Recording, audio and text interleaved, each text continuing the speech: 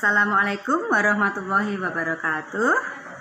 Kami dari kelompok 9 yang terdiri dari Dwi Viana Wahyuni, Marlina Idayanti, dan Maziatun Nikmah akan memaparkan PPT tentang berpikir geometris dan konsep geometrik.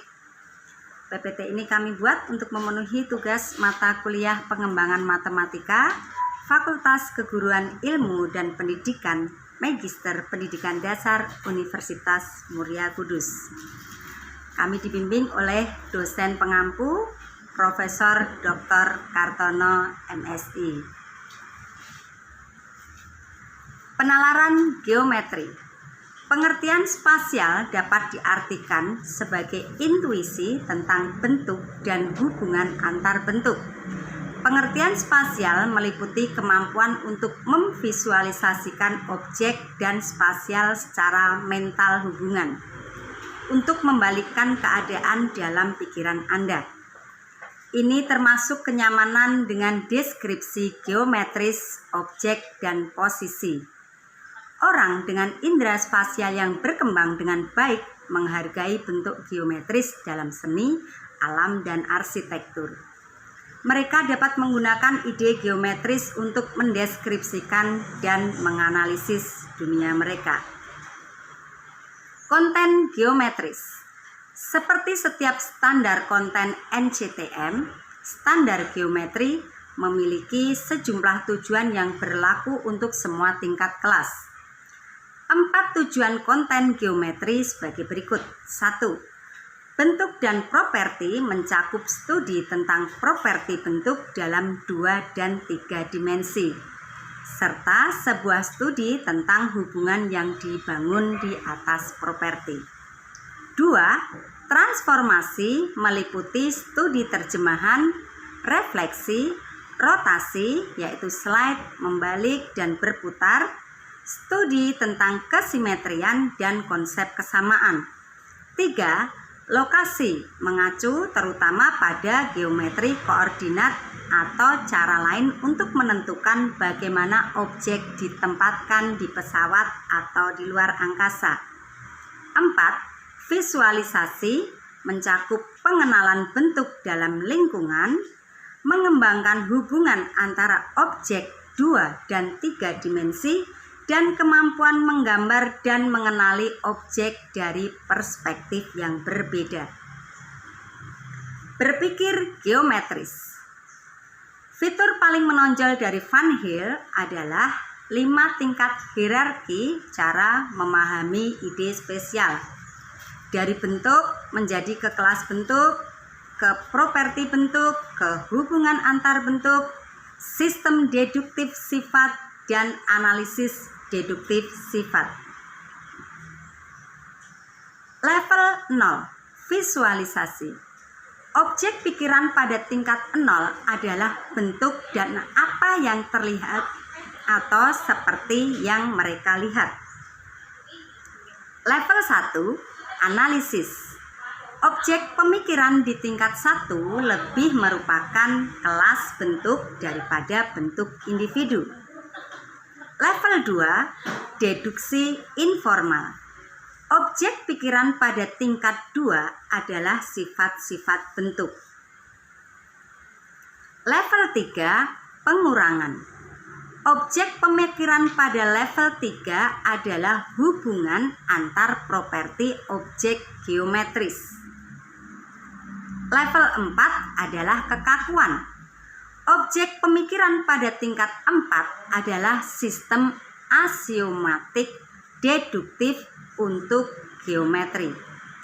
Pada tingkat tertinggi hierarki Van Heel, objek perhatian adalah sistem aksiomatik itu sendiri, bukan hanya pemotongan dalam suatu sistem. Ada apresiasi perbedaan dan hubungan antara sistem aksiomatik yang berbeda. Produk pemikiran pada tingkat 4 adalah perbandingan dan kontras di antara berbagai sistem aksiomatik geometrik. Beberapa tingkatan karakteristik umum dari Van Heel antara lain: 1. Levelnya berurutan. Untuk mencapai satu tingkat, siswa harus melewati tingkat sebelumnya. 2. Produk pemikiran di setiap tingkat adalah sama objek pemikiran berikutnya. 3. Levelnya tidak tergantung usia. Seorang siswa kelas 3 atau asiswa sekolah menengah bisa berada di level 0.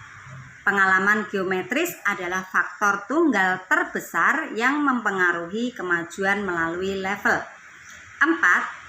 Saat pengajaran atau bahasa berada pada level yang lebih tinggi dibandingkan siswa, akan ada kurangnya komunikasi. Seorang siswa dapat menghafal fakta, misalnya semua persegi adalah persegi panjang. Implikasi untuk instruksi belajar geometri. Instruksi di level 0, kegiatan instruksional dalam geometri yang sesuai untuk level 0 harus 1. Libatkan banyak pemilahan dan pengklasifikasian. 2. Siswa membutuhkan banyak kesempatan untuk menggambar, membangun, membuat, menyatukan atau menyusun, dan membongkar atau menguraikan bentuk-bentuk dalam 2 dan 3 dimensi. Instruksi di level 1. Kegiatan instruksional dalam geometri yang sesuai untuk level 1 harus 1. Lebih fokus pada properti figur daripada pada identifikasi sederhana. Seperti konsep geometris yang baru dipelajari, jumlah properti yang memiliki angka dapat dikembangkan. 2. Menerapkan ide ke seluruh kelas gambar, misalnya semua persegi panjang, semua prisma, daripada model individu. Instruksi di level 2. Kegiatan instruksional dalam geometri yang sesuai untuk level 2 harus 1. Mendorong pembuatan dan pengujian hipotesis atau dugaan. 2. Memeriksa bentuk properti untuk menentukan yang diperlukan dan kondisi yang cukup untuk berbagai bentuk dan konsep. 3. Gunakan bahasa deduksi informal, misalnya semua, beberapa, tidak ada, jika, lalu, bagaimana jika, dan seterusnya. 4. Mendorong siswa untuk mencoba bukti informal. Sebagai seorang alternatif, minta mereka untuk membuat kesan informal bukti yang siswa lain atau Anda sarankan. Menyusun dan membuat bentuk. Anak-anak membutuhkan media untuk bebas menjelajahi bagaimana bentuk-bentuk cocok untuk membuat bentuk yang lebih besar dan bagaimana bentuk yang lebih besar dapat dibuat dari bentuk yang lebih kecil. Di antara bentuk 2 dimensi untuk kegiatan adalah pola blok dan tangram. Itu yang paling terkenal. Beberapa alat yang dapat digunakan untuk mengajarkan macam-macam bentuk adalah 1. Teka-teki mozaik. 2. Teka-teki tangram. 3. Telelastesellation. 4. Sortasi dan klasifikasi. Belajar bentuk dan properti. Kategori khusus bentuk 2 dimensi. Pada tabel 20.1 mencantumkan beberapa kategori penting dari bentuk 2 dimensi. Contoh bentuk ini bisa jadi ditemukan pada gambar 20.13. Dalam klasifikasi segi 4 dan jajaran genjang, beberapa himpunan bagian tumpang tindih. Misalnya, persegi adalah persegi panjang dan belah ketupat. Semua jajaran genjang adalah trapesium, tetapi tidak semua jajar genjang adalah trapesium. Ini dijelaskan pada tabel 20.1 tentang kategori bentuk 2 dimensi. Kategori khusus bentuk 3 dimensi. Bentuk dan hubungan yang penting dan menarik juga ada di 3 dimensi. Tabel 20.2 menjelaskan klasifikasi padatan. Gambar 20.14 menunjukkan contoh silinder dan prisma. Perhatikan bahwa prisma di sini didefinisikan sebagai kategori khusus dari silinder. Silinder dengan poligon sebagai alas. Gambar 20.15 menunjukkan pengelompokan kerucut dan piramida yang serupa.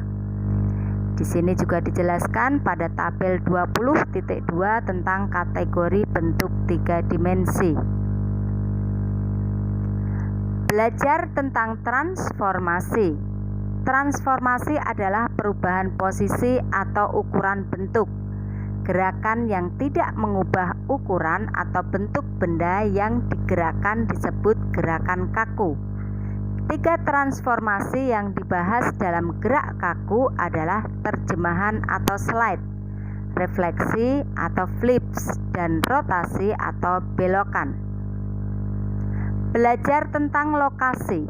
Standar lokasi dalam prinsip dan standar mengatakan bahwa siswa harus menentukan lokasi dan mendeskripsikan spasial hubungan menggunakan geometri koordinat dan sistem representasi lainnya.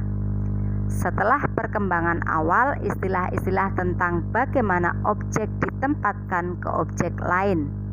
Misalnya, bola berada di bawah meja. Lokasi kegiatan melihatkan analisis jalur dari titik ke titik seperti pada peta dan penggunaan sistem koordinat.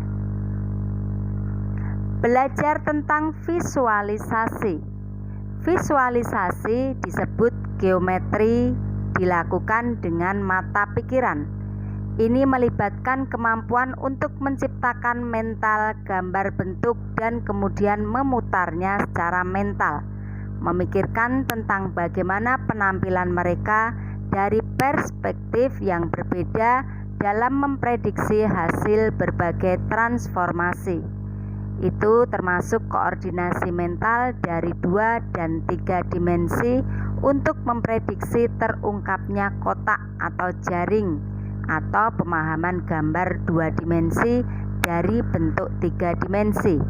Setiap kegiatan yang menuntut siswa untuk memikirkan suatu bentuk mental, untuk memanipulasi atau mengubah bentuk mental, atau untuk merepresentasikan bentuk seperti yang terlihat secara visual akan berkontribusi pengembangan keterampilan visualisasi siswa. Demikian pemaparan dari kelompok 9. Terima kasih, semoga bermanfaat. Wassalamualaikum warahmatullahi wabarakatuh.